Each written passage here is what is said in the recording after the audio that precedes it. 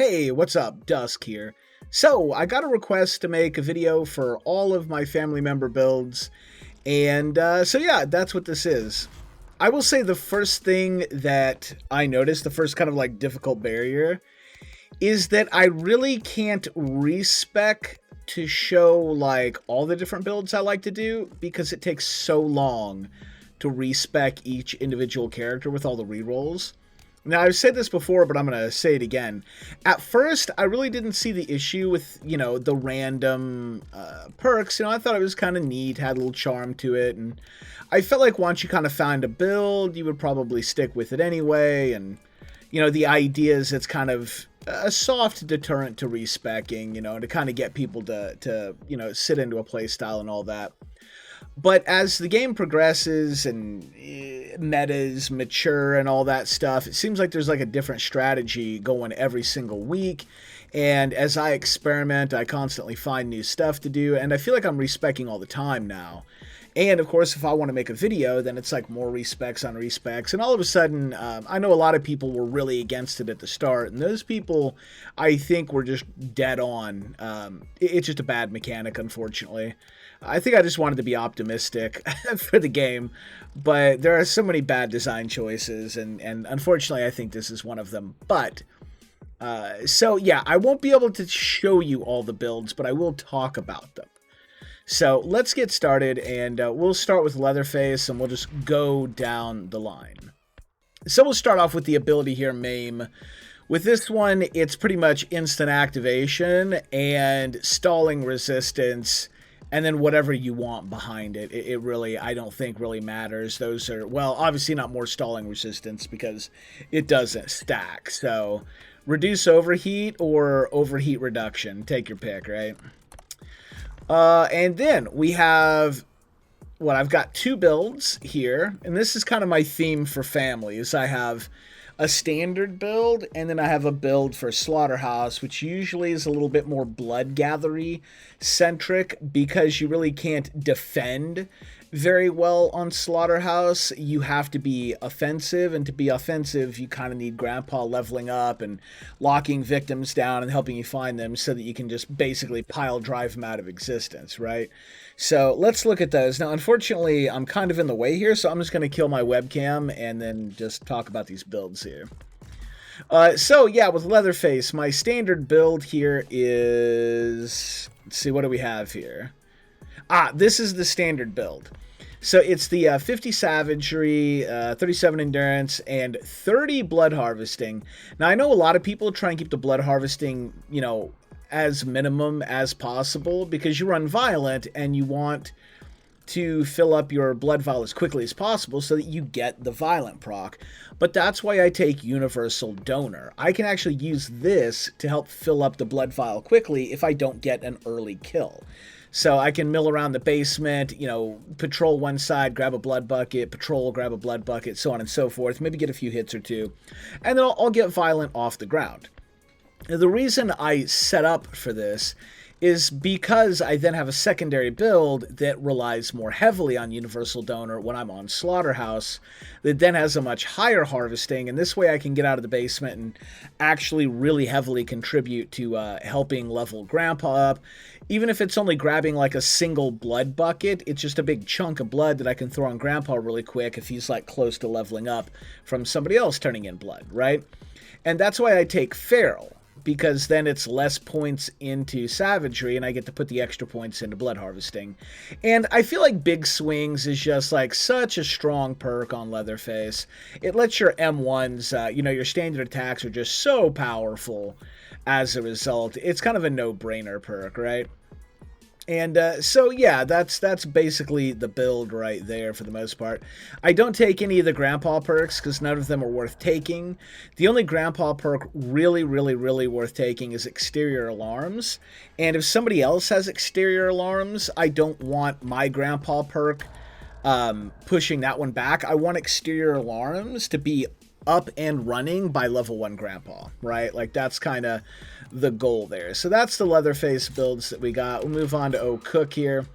Now, with Cook, I think I prefer running blood builds on Cook. I actually don't necessarily prefer the security pins serrated.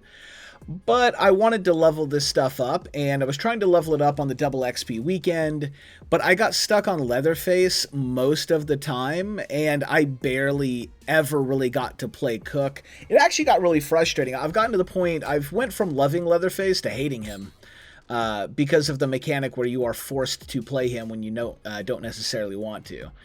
Another one of those, just another one of those things. But anyway, let's get started. All-Seeing Family and increased detection range. These are the two things that you're probably going to want on Cook, but definitely All-Seeing Family. After that, I don't know, take whatever you want. But since nobody uses comms, and there's no quick ping, you pretty much have to have that on Cook. Like, this is mandatory, right? Okay, so with this build, if you go security pins, you're going to want to definitely go serrated, right? And then what do we have here? We have Unrelenting on this build. So this is the Slaughterhouse build, because it's surgical. You get blood from hitting victims, right? So you can't get Universal Donor and security pins, so this is like the next best thing. So I load up on a decent amount of blood harvesting. We get up to 37 there. And that gives us a pretty decent amount of blood that we can get if we do get to, land a few random hits on victims, which you usually will get some hits. The serrated makes sure that those hits sting, and then security pins are, security pins, right? They just make sure that certain doors are going to be extremely hard to bypass. And I just went minimum 25 endurance because you just need some endurance to get around the map, especially on Slaughterhouse, right? So obviously these are tweakable. You could probably adjust these up and down a little bit. Always keep minimum 30 blood though, because that makes sure that your blood vial goes to 100. And that means that that's a full level on Grandpa, right? So I always advocate for like minimum blood harvesting 30 if that's a possibility, even if you're not going for a blood build. And then for the Cook non-blood build here, we have Unrelenting to get as much endurance as possible. That clutch 30 blood harvesting that I talked about before. So if you do get a kill, boom, it's 100 blood, you get to go level up Grandpa, right? Like, it's a guaranteed level. And at the start of the game, I think this is 25 blood per bucket. So you get to do 4 buckets and then get your first level. So you can even kind of rush that level 1 if you need to. So again, like 30 blood harvesting, I feel like is just such a really good sweet spot to have your blood harvesting. And, serrated, because it's going to add a lot of damage. We already have really high damage with that 35 savagery. And I do have exterior alarms, so we've got that set up there as well. All right, next, Hitchhiker, which I hardly have any levels into because he's really contested. So I don't ever get to play him, right? Like, this is the theme of Texas Chainsaw Massacre. You can't level anybody up in this game because you don't really ever get to pick who you play. I've got hundreds of hours in this game, and I just can't level anybody up. Or, I can't level everybody up, sorry. I have a ton of people leveled up. He's one of the few that isn't, but yeah. Obviously, I think once you get to level 3, the bleed damage, I think, is it. All families see the noise is pretty clutch, not gonna lie. That's a pretty big one. What's the bloody trap here? No. So a victim is caught in a trap, they'll receive blood. Oh yeah, who cares about that? You either want all families see noises or bleed damage. These two are huge. I personally favor bleed damage, but yeah, that's personal preference. And honestly, I think realistically, I could see doing increased escape difficulty and then damage and then bleed damage. You can kind of see that. I could see going up here. There's actually a lot of builds. He has one of the better trees in the game. A lot of flexibility for personal preference here, in my opinion. And as far as the actual build goes, Wireframe and Scout are just god tier. Like, that's the best setup you can have on this guy. I've got Violent to up the damage as well. Unless we're playing on Slaughterhouse, then it's Surgical. And we've got that clutch 30 blood harvesting right there. But I try and keep the savagery and the endurance up because you still need good kill pressure. Hitchhiker needs to be able to kill people. Like, that's just kind of part of his identity. But this one with 29 savagery and violent, like, this is a really strong build in my opinion. So just some good killing power with some slight options to help gather blood. This would be really good combined with like a Sissy or a Johnny on Slaughterhouse that's doing blood. They can have all the blood buckets and you can gather blood from slashing up victims. And it's going to be a super fast level 5 grandpa, and then you can start crushing Vicks, right? So super solid setup in my opinion. All right, Johnny. Johnny is super buggy. He constantly roots himself. He got nerfed when he was already the weakest family member. He's kind of just a garbage tier killer. He's really fun, though. But he is the worst killer in the game, and the fact that they nerfed him and have yet to fix his game-breaking bug really makes this guy unplayable. But once they fix him on Slaughterhouse, Universal Donor, and Scout, because there's more blood buckets on that map than there is any other map in the game, so he can really zoom around and get a lot of blood really quick. And then I have easily tuckered out here so that you can get your stamina back really quick. You can just, go on a slash and spree and do all that jazz. So I go to 36 blood, because if you have Universal Donor at 3, 36 blood harvesting will let you do a full level on Grandpa every 3 buckets. So 36 with Universal Donor is kind of a sweet spot, another sweet spot. And you guessed it, external alarms, because that's like the clutch Grandpa perk to have. Now there's probably some other swap outs here. Obviously Serrated would be really good. You could take that over Tuckered Out if you wanted to. Kind of some personal preference there, I think. And in my non-Slaughterhouse, where we're just going for raw damage, Serrated does make that appearance, of course. So yeah, that's the idea. Just massive focus on blood buckets, while also being able to punish any Vic that you catch out still pretty heavily. To someone who really just does a lot of patrolling, this one's good on Family House for guarding outside. Because while Cook and Hitch do a good job of preventing anybody from escaping the house, if they do escape the house and get outside, that's honestly not that big of a deal if there's a Johnny waiting outside for them. He can really punish Vix for running outside because there's so much open area. It's really hard to get away from Johnny once you're outside the Family House. So he's actually pretty good on Family House, and if he worked, correctly, he didn't constantly root himself in place with his own attacks. I think, he and Cook could be really strong on that map together. I think he and Hitchhiker would also be a pretty strong combo as well in that location.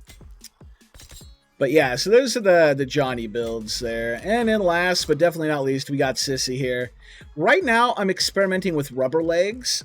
And it looks like this is the only build I really have, which is Spore Loser, Rubber Legs, and Special Blend. With a lot of savagery and a lot of endurance. And yeah, you really need Rubber Legs at 3.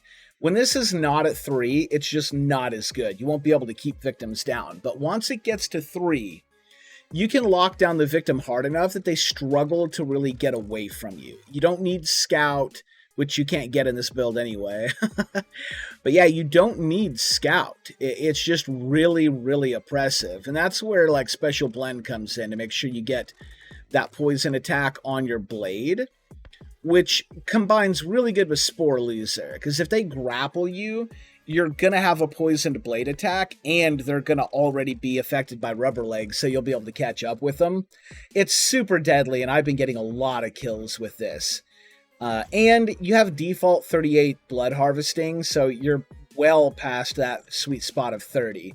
So anytime you get a kill with Sissy, it's a free level on Grandpa, even without any blood collection perks. So that's pretty solid. Even with this killing build, Sissy can just gather blood and do okay. Now, as far as what you grab here in her ability on Bane, I prefer Toxic Cloud. If you've got a Vic that's looping in an area, Sissy can single-handedly shut down a loop better than any other victim in the game. Sure, Hitchhiker can tunnel through that stuff pretty well, but these Toxic Clouds will actually do damage to the Vic while they are running through that. And if you combine that with Rubber Legs, holy bejesus, and then you increase the cloud duration and increase the poison duration. Although I could see doing increased cloud duration here and the increased poison duration here as a secondary. This is raw personal preference. The reason I go for the second tier in increased cloud duration is because on Slaughterhouse, I'd like to throw poison clouds on the slider when I go to feed blood to Grandpa to make sure victims stay off that slider, and that gives me a little bit more zone control. But this is a little bit of personal preference. I know some people probably go for poison the electronics. I think poisoning toolboxes and bone piles is a waste of time. I don't think I would ever do that one.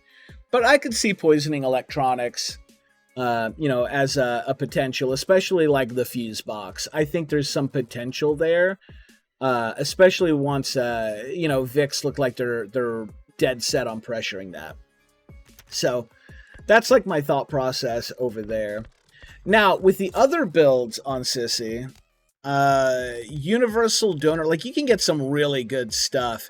You can go on this side of the tree, get universal donor. You can get scout. And for the grandpa perks, you can get nobody escapes hell.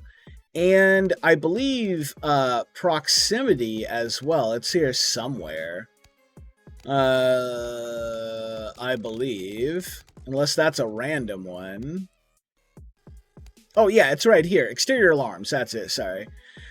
Which just makes this a super amazing side for power leveling Grandpa. On this one, I will absolutely do like Universal Donor and Scout. And on Slaughterhouse, you can power level Grandpa so fast. It's just absolutely insane. And if somebody else already has exterior alarms, then you can swap out for Nobody Escapes Hell, which is like the second best Grandpa perk in the game. So I really like this side of the tree. You can also take Efficient Herbalist. You can poison hitchhiker traps, the fuses, the valve handles, heals. Like there's so much stuff that you'll basically be able to poison for free. I really like poisoning every big heal I see because it essentially just removes those heals from the game. So yeah, just this is a side of the tree that I really like as well. Let's see, is there anything else here? Does Cook, I didn't really talk about the other side of the tree for Cook, his universal donor side. Is that up the middle? No, the build I'm doing now is up the middle. Where's universal donor? It's on the right side here. Now, I think when I do that, I do still go up the middle so that I can get Scout. And we just branch right instead of left here and get, we don't care about violent, but get to that universal donor. Personally, I think this is what I prefer to do on Cook, but I really like the blood builds. Leveling up Grandpa super fast is underrated because it will either get you a level 5 Grandpa super early, which is very oppressive, or it will pressure victims to start trying to stab Grandpa, which gives you a lot of free opportunities to kill victims, right? And serrated can be a big deal, and also the perk where you do bonus damage if they stab Grandpa. I think that might be a random one. I can't remember what that, I think it's called You'll Pay for That. But that one combined with serrated, like if you do serrated, You'll Pay for That, and universal donor, like on Family House or something, bro, you can really put the pain on. At that point, I would be okay not even running Scout, just because the map is smaller. But then you'd have Scout for the bigger map like Slaughterhouse, right? And Gas Station tends to be a little bit more on the patrol-y side, so I'd probably run Scout on Gas Station as well. It really just depends on the map, and the takeaway here is that all those locations, they do play quite a bit differently, right? Quite a bit differently. Anyway, that's, we'll pop over here. That's all my builds on Family. That's kind of my thoughts on how I look at the game, how I play the game. I'm curious if anybody has a different way or play style or thoughts on the matter. Let me know in the comments below. Anyway, thanks for watching, and we'll catch you in the next one, man.